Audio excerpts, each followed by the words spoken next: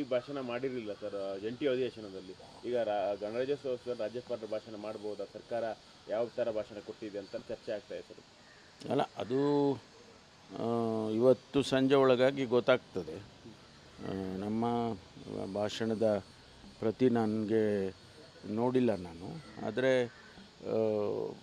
ಅವರು ಯಾವ ರೀತಿ ತೀರ್ಮಾನ ಮಾಡ್ತಾರೆ ರಾಜ್ಯಪಾಲರು ಅನ್ನೋದು ಇವತ್ತು ಗೊತ್ತಾಗ್ತದೆ. ಸರ್, ರವಿಕುಮಾರ್ ಅವರು ಒಂದು ಪತ್ರವನ್ನು ಬರೆದಿದ್ದಾರೆ ಸರ್, MLC ರವಿಕುಮಾರ್ ಅವರು. ಅದರಲ್ಲಿ ವಿಕಾಸ್ ಪುತ್ತೂರ್ ಅವರಿಗೆ ಕಾಂಗ್ರೆಸ್ ಸರ್ಕಾರ ಬಂದ ನಂತರ ದ್ವೇಷ ಭಾಷಣದ ವಿಚಾರವಾಗಿ ಒಂದು ನೋಟಿಸ್ ಜಾರಿ ಮಾಡಿದ್ದಾರೆ. ಇನ್ನು ಬಿಲ್ಲು ಜಾರಿಯಾಗಿಲ್ಲ, ಆದರೆ ಜಾರಿಯಾಗೋದಕ್ಕೂ ಮೊದಲೇ ಆ ನೋಟಿಸ್ ಕೊಟ್ಟಿದ್ದಾರೆ ಅನ್ನೋದು ಪತ್ರ ಇದೆ ಸರ್. ಯಾರಿಗೆ ಬರೆದಿದ್ದಾರೆ? ವಿಕಾಸ್ ಪುತ್ತೂರು ಅನ್ನೋರಿಗೆ, ಚಿಕ್ಕಮಗಳೂರು. ಅಲ್ಲ, ಪತ್ರ ರವಿಕುಮಾರ್ ಅವರು ಯಾರಿಗೆ ಬರೆದಿದ್ದಾರೆ?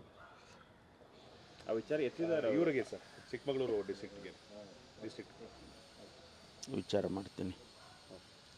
ಜಾರಿ ಆಗದೇ ಇರುವಂತ ಕಾಯ್ದೆಯನ್ನ ನಮೂದು ಮಾಡಿ ಆ ನೋಟಿಸ್ ಅನ್ನ ವಿಕಾಸ್ ಅವರು ಕೊಟ್ಟಿದ್ದಾರೆ.